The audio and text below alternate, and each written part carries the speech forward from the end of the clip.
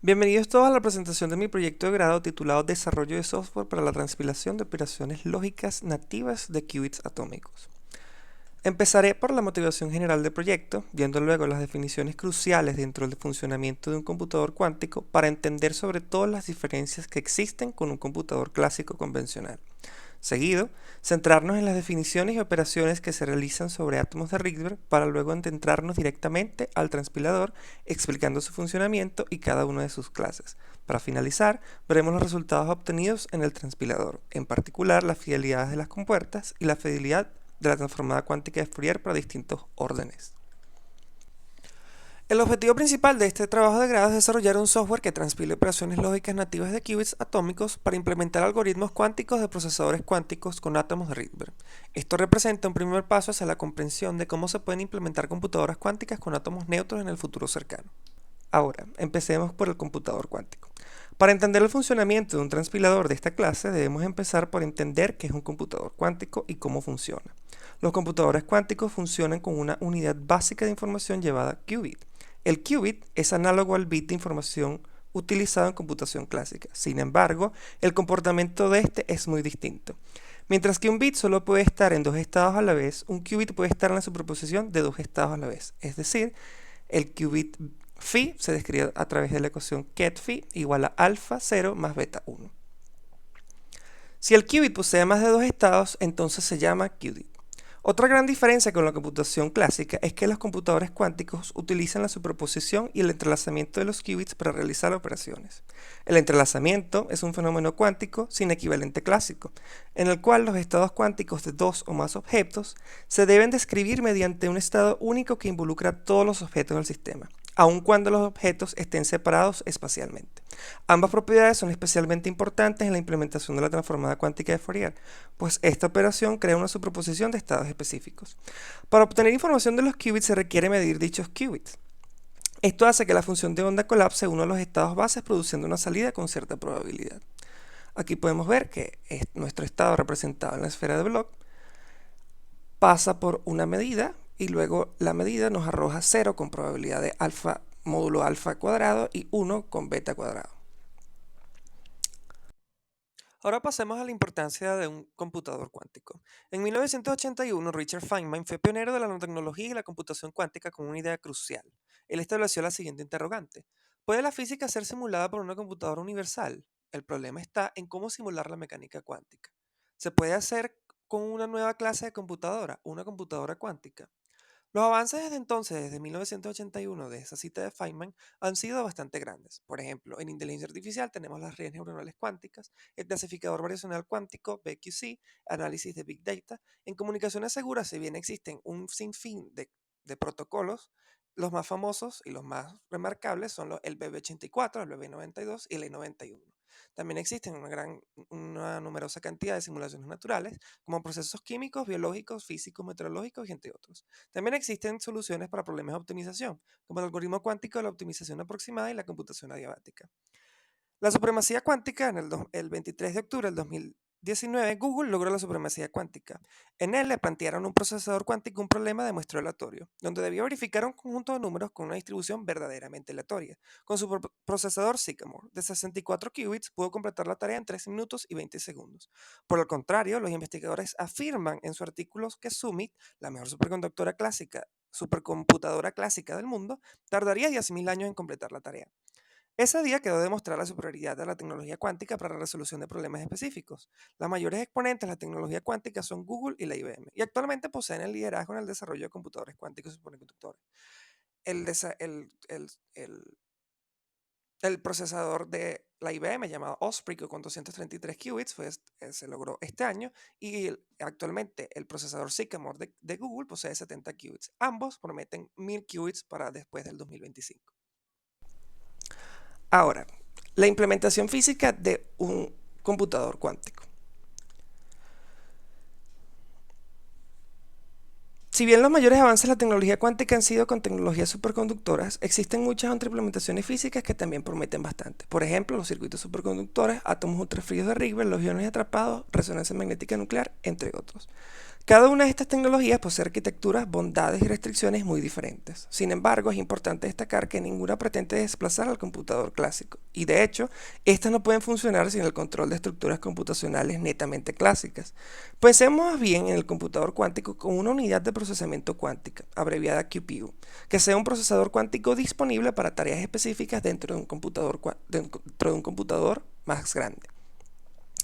Ahora, si bien todas las tecnologías anteriormente mencionadas poseen arquitecturas diferentes y no se ha logrado establecer un estándar de estas, se está trabajando en la idea de un modelo en capas del computador cuántico. Dicho modelo establece una estructura donde cada capa tiene su función especial y se conecta proveyendo información a las demás.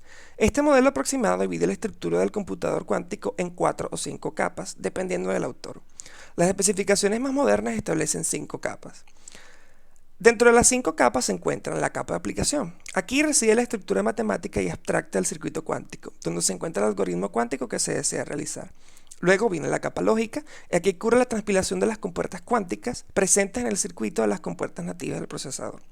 Más adelante en la presentación se aclara qué quiere decir esto. La capa de corrección de errores cuánticos introduce algoritmos de corrección de errores especiales para la física del computador. La capa virtual realiza cambios físicos en el sistema de ser necesarios para la implementación de operaciones específicas, como la realización de una compuerta virtual Z o una medida en una base computacional diferente. Luego, de último, está la capa física. Esta capa se dedica exclusivamente al control y medida de los qubits físicos. La capa física contiene los mecanismos para compuertas de 1 qubit, 2 qubits y la lectura de qubits.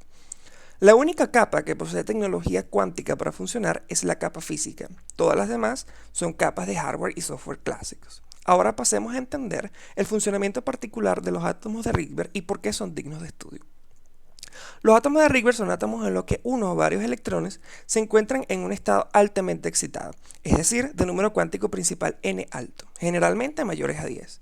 Estos átomos exhiben propiedades peculiares como la respuesta exagerada a campos eléctricos y magnéticos, tiempos de decaimiento largos y funciones de onda electrónicas aproximadas a un átomo de hidrógeno. Si bien los computadores y simuladores cuánticos están mayormente desarrollados en tecnologías superconductoras, ya que estos poseen un nivel más desarrollado de programabilidad sobre qubits individuales, además de altas fidelidades para las compuertas de 1 y 2 qubits, escalar estas arquitecturas es un desafío enorme debido a la estruendosa propagación del error. Entre el año 2000 y 2001, Lukin y colaboradores propusieron la idea de utilizar átomos neutros, bien sea con un solo átomo o un colectivo de estos, para codificar información cuántica en los estados internos, con las interacciones mediadas por interacción fuerte de estados excitados de Rydberg. Una de las principales ventajas de trabajar con átomos de este tipo es que cada uno posee estados cuánticos discretos naturales, que se pueden utilizar para mediar interacciones o definir un qubit, bien sea utilizando estados base, estados altamente excitados de Rydberg o la combinación de ambos. Otra ventaja es que al trabajar con átomos neutros se puede aislar casi completamente del ambiente y de ellos mismos si se desea. Esto proviene del uso de tecnologías altamente costosas de nanofabricación, que suelen estar presentes en las tecnologías superconductoras. La manera principal de manipular qubits de Rydberg es utilizando láser, microondas o ambas. Las interacciones de múltiples qubits se realizan mediante la copla e interacción eléctrica dipolo-dipolo entre estados de Rydberg que suelen ser de muchos órdenes de magnitud más grandes que las interacciones de este tipo en estados base. Por esta reacción, el proyecto Euryukia, financiado con fondos europeos, tiene como objetivo desarrollar la próxima generación de sistemas de computación cuántica totalmente programables y ampliables basados en átomos de Rydberg ultrafríos. Este proyecto involucra a 11 socios de 7 países y busca posicionar a los procesadores cuánticos de Rydberg como una plataforma líder para la computación escalable en Europa. Ahora pasemos a la clasificación de los qubits en átomos de Rydberg. La separación entre los niveles de energía de Rydberg y base es bastante grande en términos energéticos y espaciales, ya que el radio orbital del electrón es proporcional al número principal cuántico al cuadrado. El caso más simple es cuando el qubit se compone de un estado base de interacción débil y un estado altamente excitado de interacción fuerte de Rydberg llamado GR qubit. El último se suele especificar en términos de número principal cuántico n, que suele estar en los rangos de 60 a 80. En casi todos los experimentos, el número cuántico simultáneo L es igual a 0, lo que corresponde a estados atómicos S. El estado base G suele ser el estado electrónico base o algunas veces algunos estados excitados monoestables. La separación de frecuencias es típicamente entre 900 y 1500 THz, que puede considerarse una separación bastante grande. La manipulación de estos qubits se realiza mediante el láser ultravioleta o una configuración en escalera de luz visible e infrarrojo. La vida útil de estos qubits está ligada al tiempo de vida del estado de Rydberg, que decae alrededor de los 100 microsegundos debido a emisión espontánea. El siguiente tipo de qubit es el tipo RR, o Rydberg-Rydberg, otro tipo de qubit que surge de la definición entre dos estados de Rydberg. En este tipo de qubit se aprovechan las fuertes interacciones que incluyen un intercambio dipolar de más rango. Las interacciones también son más fuertes por tener números cuánticos altos. Esto corresponde a separación de frecuencias pequeñas de entre 10 a 60 GHz. El último tipo de qubit son de tipo ground-ground o GG. Estos son qubits codificados en dos estados de baja energía y son los favoritos para realizar computación cuántica universal, debido a sus largos tiempos de vida y la posibilidad de llevarlos a un estado de Rydberg para aprovechar las interacciones de estos niveles, haciendo posibles compuertas de 2 qubits. La separación en frecuencia de estos niveles es usualmente de 1 a 10 GHz. Los estados de Rydberg siempre van a interactuar. Si se está trabajando con varios qubits al mismo tiempo y no se quiere que todos interaccionen entre sí, una solución es codificar el qubit en dos estados base y utilizar los estados de Rydberg como auxiliares o mediadores. En el transpilador se utiliza una definición por defecto de qubit de tipo GG, entre 0 y 1, y dos estados de Rydberg auxiliares disponibles para ambos niveles, 2 y 3.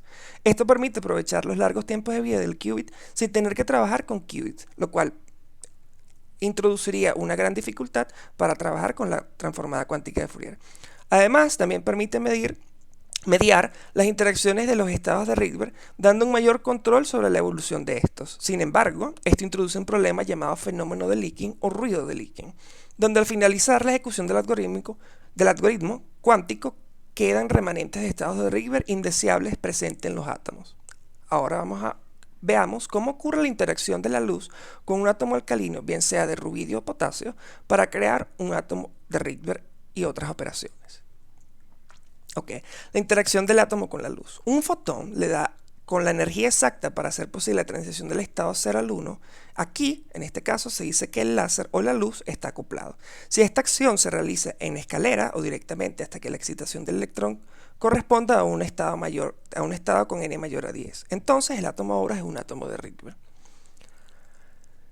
Las interacciones que se utilizan en interacciones dipolares. Al trabajar con átomos de Rydberg existen dos formas de que estos interactúan. Las interacciones son de tipo dipolar, es decir, de naturaleza eléctrica. Si bien estas existen en átomos neutros, la intensidad en átomos de Rydberg es muchos órdenes de magnitud más grande. La primera es una interacción resonante. En este caso, la interacción Rydberg-Rydberg depende de una distancia dipolar de 1 sobre r a la 3. Esta interacción es realizada de manera natural por dos átomos de la misma especie, preparados en estados de Rydberg con acople dipolar. También puede ser realizada mediante campos eléctricos externos. Esto es deseable debido a la posibilidad de controlar directamente la intensidad de la interacción, siendo capaces de realizar compuertas.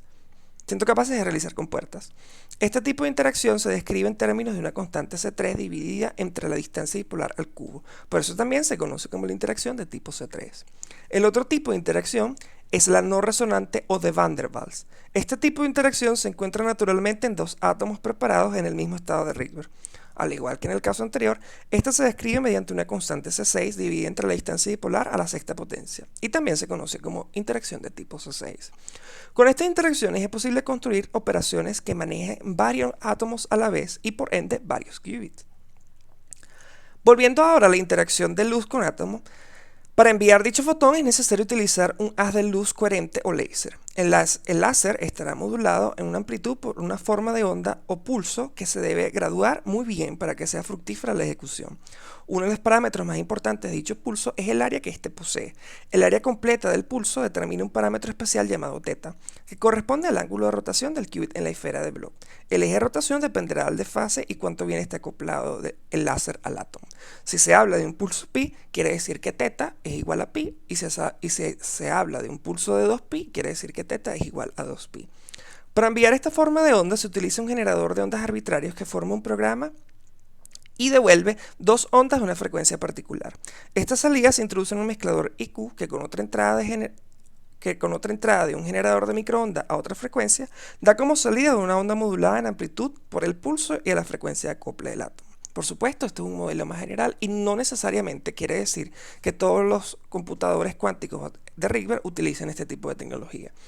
Como estos equipos requieren de frecuencias y amplitudes muy estables, suelen ser bastante costosos. Ahora bien, utilizando estas interacciones de los átomos con la radiación electromagnética y entre sí, se pueden construir interacciones complejas que den lugar a operaciones lógicas unitarias nativas. Pero para entender qué es una operación lógica unitaria nativa, es conveniente empezar por la definición de una operación lógica unitaria. Una operación lógica unitaria es un conjunto matemático de operaciones ideales, normalmente llamadas compuertas. Estas se suelen describir como matrices unitarias y existe un grupo ampliamente aceptado de ellas. Las más comunes son Rx, Ry, Rz, P, S, T, X, Y, Z y H para las compuertas de un qubit, y para las compuertas de 2 qubits, C-phase, control NOT, control Z y swap. Abajo podemos ver un circuito arbitrario producido en Qiskit que posee varias de estas compuertas como la X, Z, H, swap, Y, control NOT y C-phase.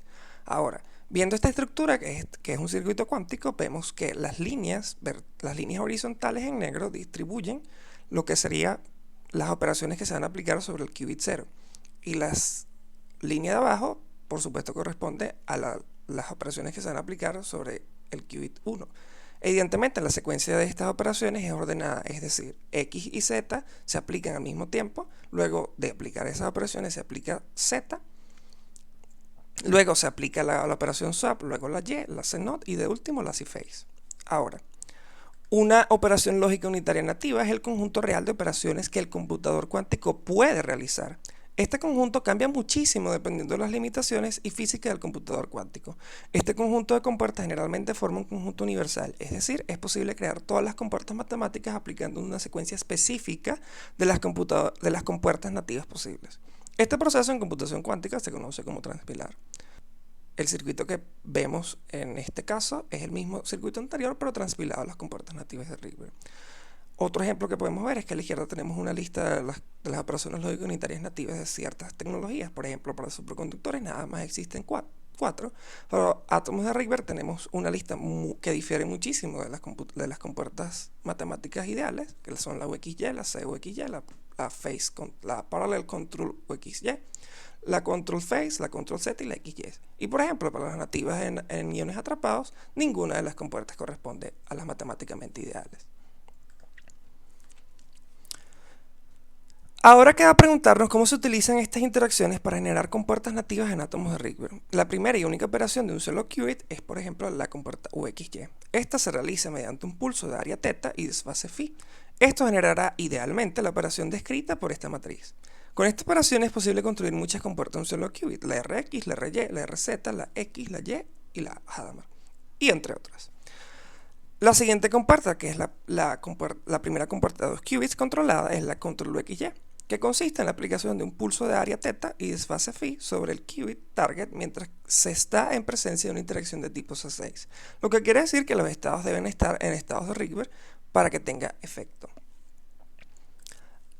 Luego viene la compuerta C-phase. Esta compuerta se utiliza para introducir una fase en el estado 1,1. Claro, la compuerta C-phase también posee otras 3 fases, donde Φ00 corresponde a la fase que se va a introducir en 00, Φ01 es la que se va a introducir en el estado 01 y así sucesivamente. Existen varias propuestas de esta compuerta. La primera está descrita en el modelo de A de Jacques et al. Y el protocolo consiste en aplicar 2 pulsos sobre el qubit de control y target, que haga la transición del estado 1 al estado 3 de Rydberg. La interacción C6 realizará un desfase en el estado si el original es 1,1. Por eso, dependiendo del tiempo que se espere, adquirirá una fase mayor, y luego se regresarán los estados de Rydberg en ambos átomos con otro pulso como el inicial. Sin embargo, el modelo A solo funciona si las intensidades de acople omega son mucho mayores a la interacción de C6, lo que no siempre es posible. Por esta razón se propone un protocolo donde en vez de esperar el desfase, se aplica un pulso de 2π sobre los estados de Rydberg y dependiendo de la intensidad del láser, este pulso se logrará introducir una fase Φ en 1,1 diferente.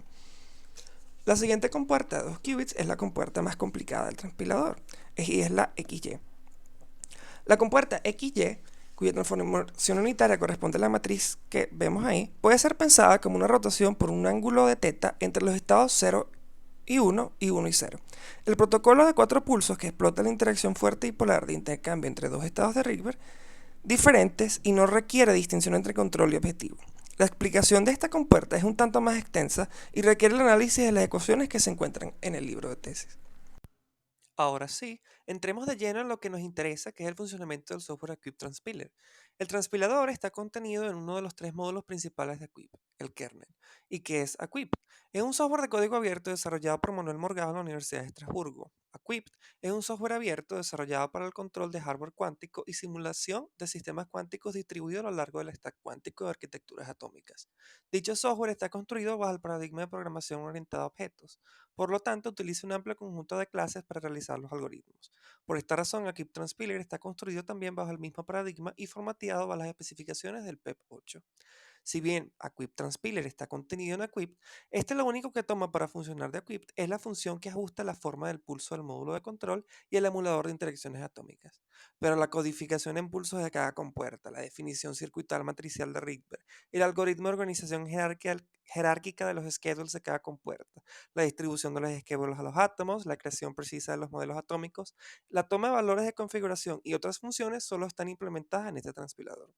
Aqyp completo está disponible en este repositorio público y solamente el transpiler disponible para todo público en el siguiente repositorio de GitHub. El transpilador en sí se divide en cuatro tareas: la transpilación, donde transforma el circuito cuántico en un esquema de pulsos; la compilación, que construye los modelos atómicos y le asocia su esquema de pulsos; la construcción del registro atómico con sus interacciones; y la simulación del registro atómico. La funcionalidad principal del transpilador termina en la primera función. Sin embargo, las otras tres son necesarias para comprobar la validez de la transpilación con el circuito cuántico original. A continuación se detalla el funcionamiento de cada una de las clases principales en el transpiler.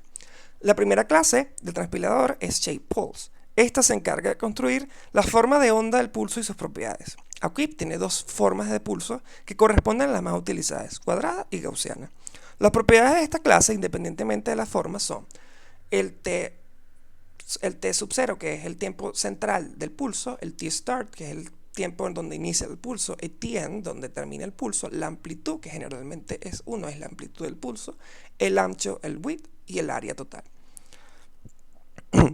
Esta clase acepta dos formas de construcción del pulso que son ejecutadas inmediatamente se inicializa la clase. Los modos son el cálculo del tiempo final dados el tiempo inicial y el área, y el cálculo del área dados tiempo inicial y tiempo final.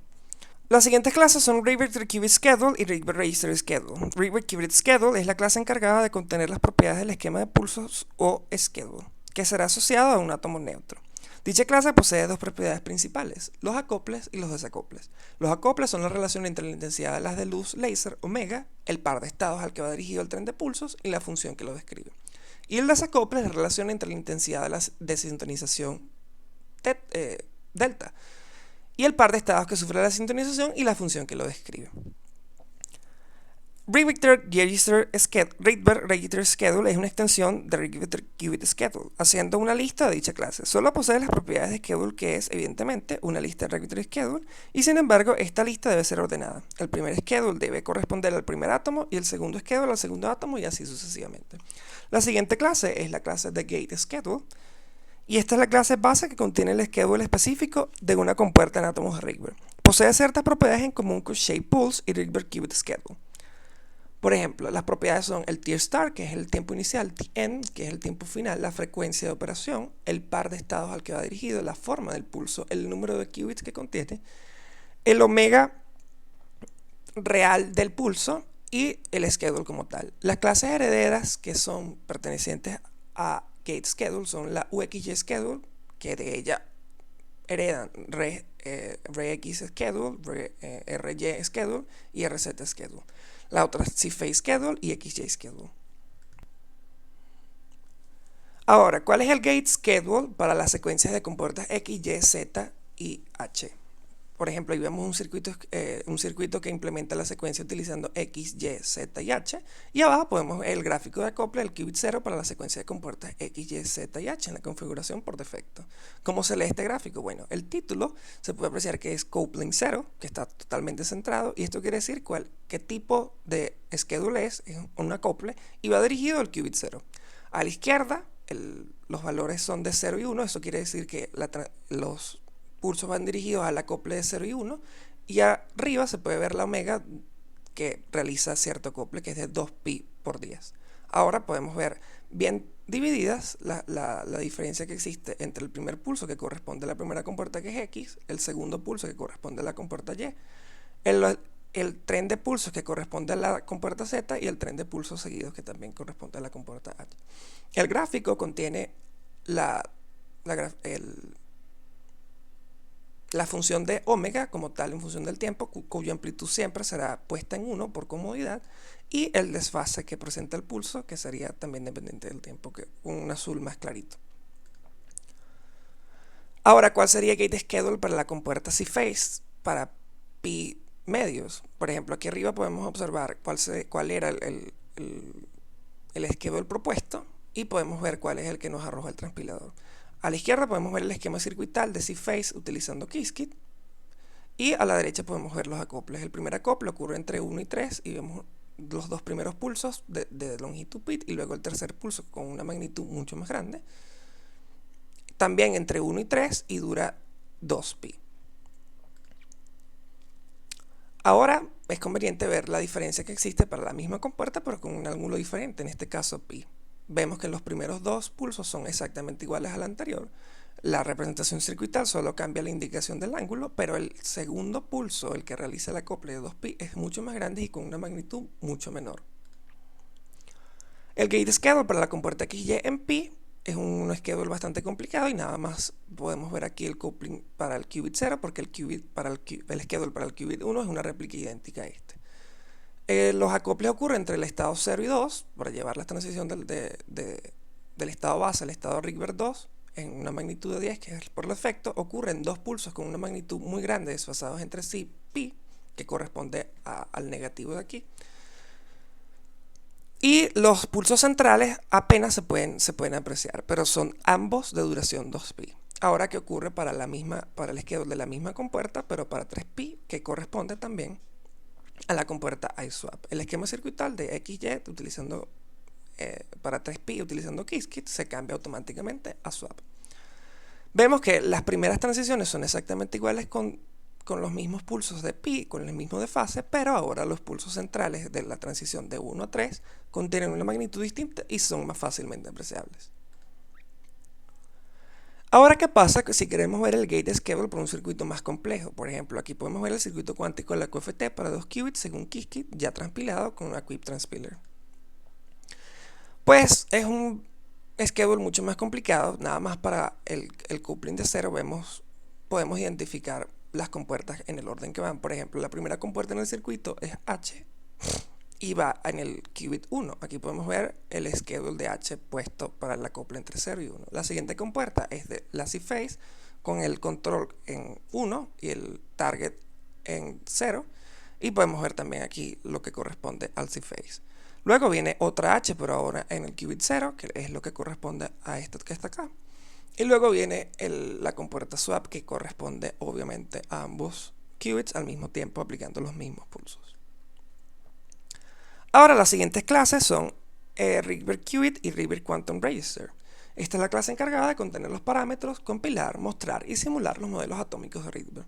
El Rydberg Qubit posee las propiedades del número de niveles que va a tener el átomo, los cuales de esos niveles son los estados de Rydberg, cuáles son los disipadores, el estado inicial, el nombre que se le quiera dar al qubit, cuál es el schedule que se le va a aplicar a ese qubit en particular, el modelo atómico hecho en el emulador de Qubit, y cuál es el schedule que representa todo este átomo. Ahora, el Rydberg Quantum Register es un poco más complicado porque posee una lista de qubits que son de esta clase, un layout que sería cómo están distribuidos esos qubits en una distribución espacial, el estado inicial del sistema completo, el nombre que se le quiere dar, la conectividad que pueden tener esos qubits entre sí, es decir, cuáles son las compuertas de dos qubits que se pueden aplicar, cuáles son los qubits vecinos, es básicamente lo que quiere decir, la intensidad de tipo C6, la intensidad de tipo C3, la descripción atómica utilizando el emulador de Qubit y el schedule total del register. Y las tres poseen los tres mismos métodos. Compile, que es básicamente construir los modelos atómicos y asignarles su respectivo schedule. Luego la simulación, que es correr la simulación completa de cómo es la evolución de esos estados juntos. Y la construcción, que es build, que hace las dos anteriores. Ahora pasemos a lo que son los submódulos auxiliares de a Qubit Transpiler. El transpilador, si bien utiliza clases de configuración para tomar la mayor cantidad de parámetros posibles a la hora de funcionar, esta configuración no contiene ningún instructivo sobre la relación entre las compuertas circuitales y su descripción en pulsos. Para eso se utiliza un tipo de función llamado Transpilation Rule. Este tipo de función describe la relación directa entre el nombre de una compuerta y la ejecución del schedule que se debe realizar sobre el átomo. Dependiendo de la compuerta, esta requerirá que se le den parámetros y un orden especial de los qubits. De cierta manera, estas funciones hacen la conexión entre la descripción matricial en el Rydberg Quantum Circuit y un gate schedule. Por ser tan importantes, estas funciones toman un submódulo completo en el transpilador, llamado Transpilation Rule. En la imagen podemos ver algunas de la representación de algunas reglas de transpilación presentes en la Quantum Transpiler. Por ejemplo, las compuertas de Hadamard realmente se realiza haciendo un Rx primero con un ángulo de pi y luego un RY con un ángulo de pi medios. El siguiente submódulo auxiliar es el completo, son tres submódulos en particular, que son los utils, y es uno de los módulos más importantes en el transpilador. Este módulo contiene un conjunto de funciones auxiliares que ayudan a todas las clases del transpilador a darse forma entre sí. En particular, tiene tres submódulos.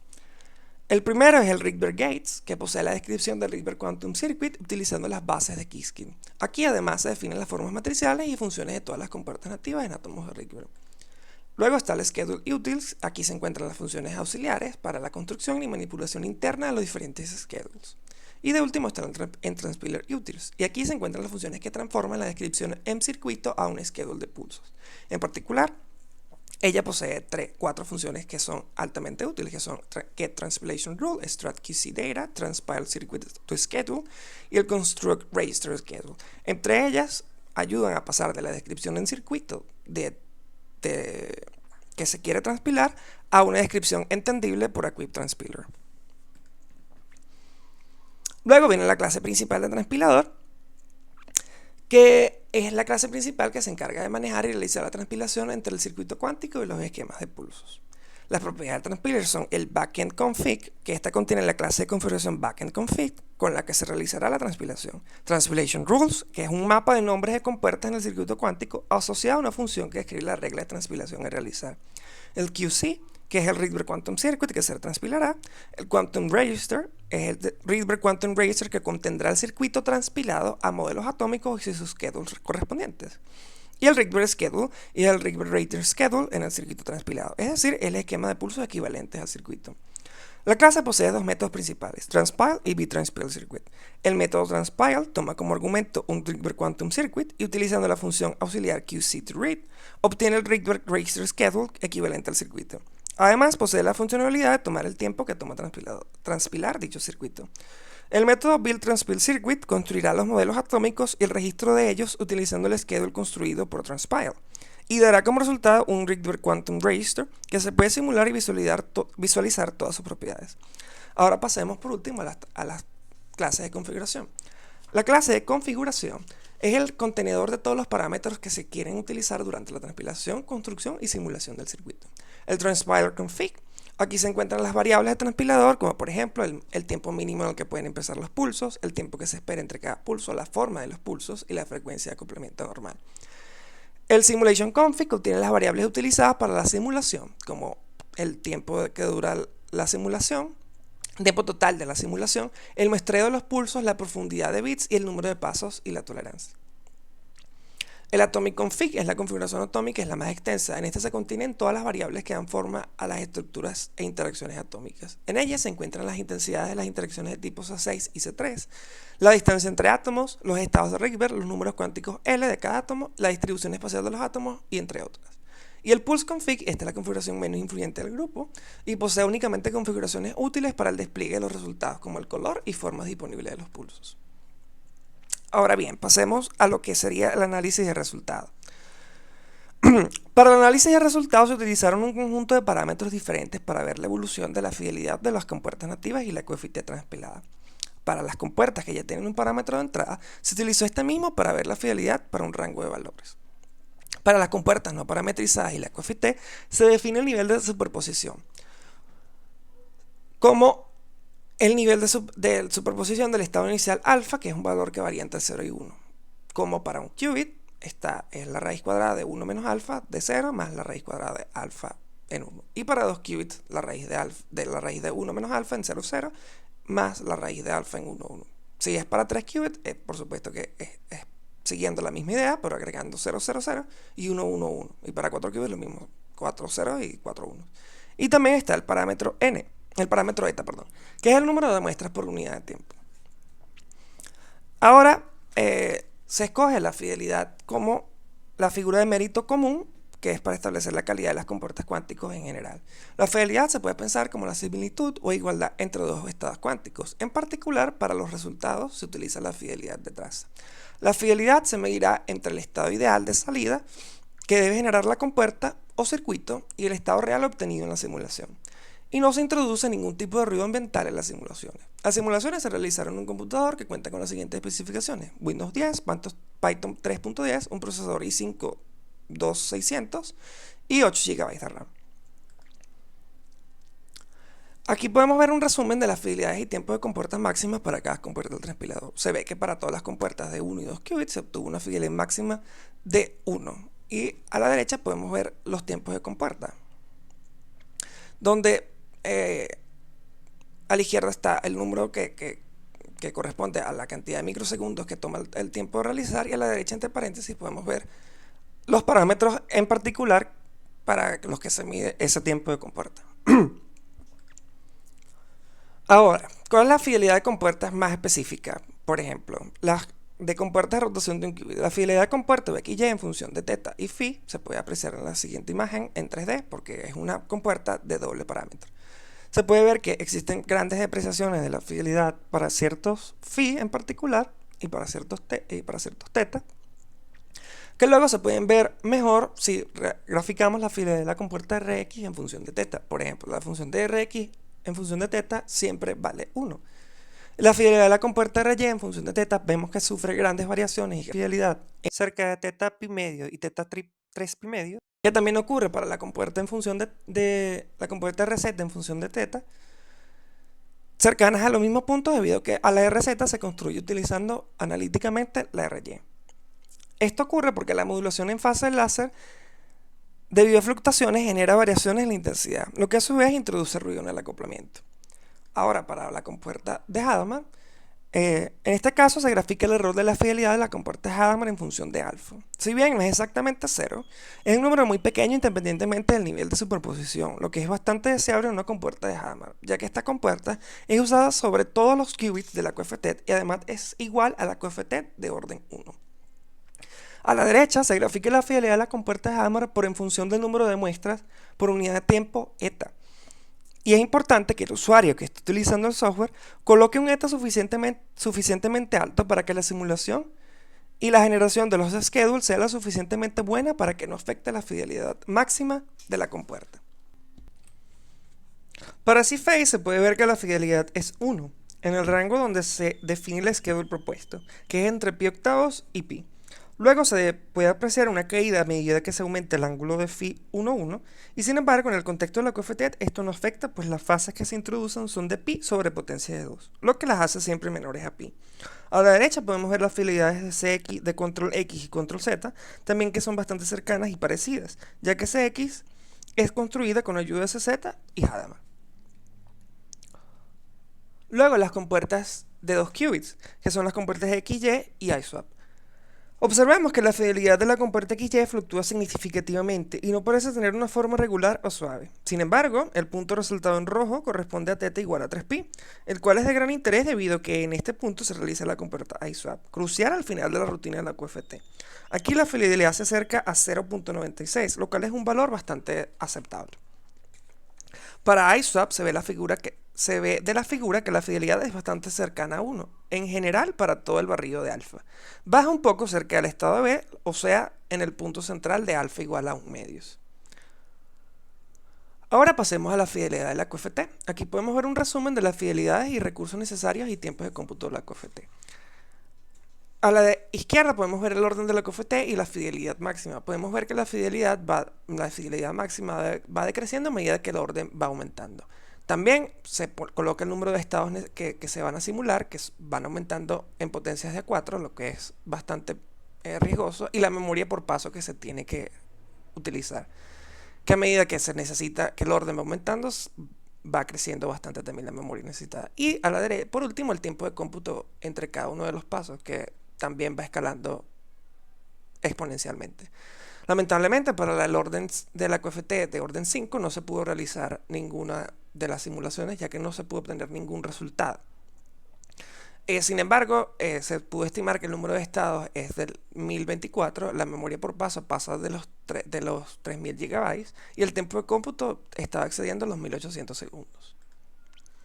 Ahora un análisis más centrado. Para la QFT de 2 qubits, a la izquierda se puede ver el circuito de la QFT en 2 qubits con todos sus pasos y a la derecha la fidelidad en función de alfa. Se ve como la fidelidad va disminuyendo de un máximo cercano a 0.86 hasta un mínimo en 0.58.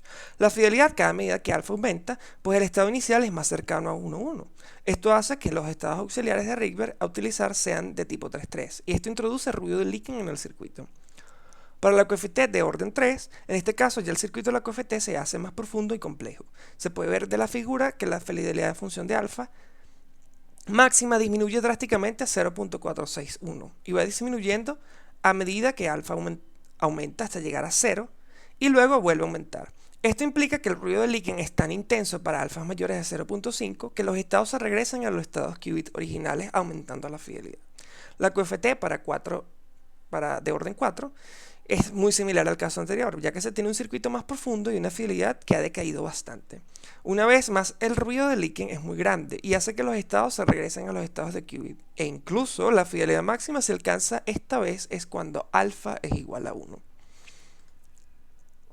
Ahora, las conclusiones de este trabajo. En este trabajo de grado se ha creado un software de código abierto en Python que realiza la transpilación de circuitos cuánticos lógicos en términos de un lenguaje de funciones dependientes del tiempo diseñados específicamente para átomos de Rydberg. Este software permite el uso de un simulador de átomos de Rydberg en condiciones ideales, sin la presencia de fenómenos de coherencia comunes en las computadoras NISQ. Se logró el desarrollo de un software capaz de transpilar cualquier circuito cuántico lógico debido a que las compuertas cuánticas nativas en átomos de Rydberg forman un conjunto universal de compuertas. Los resultados obtenidos nos permiten afirmar que la fase del láser introduce variaciones en la intensidad, lo que se traduce en ruido, y las compuertas no se pueden ser modeladas como matrices unitarias perfectas, ya que son generadas por un hamiltoniano dependiente del tiempo, cuya precisión determinará la magnitud del error o la alta fidelidad. Para lograr mejores fidelidades es necesario realizar un estudio exhaustivo de la optimización de los schedules de cada compuerta. Sin embargo, esta cuestión se extiende más allá de los objetivos de este trabajo de grado, ya que encontrar compuertas óptimas con alta fidelidad o tiempo óptimo requiere conocimientos profundos de métodos de control avanzados. Estos procesos demandan teoría y tiempos computacionales muy largos para cada compuerta. Aún así, los schedules propuestos en este trabajo proporcionan un entendimiento general sobre cómo evolucionan los estados en átomos de Rydberg. Además, las compuertas de 2 qubits, en particular, la de ISWAP introduce una gran cantidad de leaking. A medida que aumenta el número de qubits, el ruido por leaking es más grande. Simular un sistema de pocos qubits requiere también muchos recursos computacionales clásicos, y el transpilador se comporta de manera precisa generando los schedules deseados.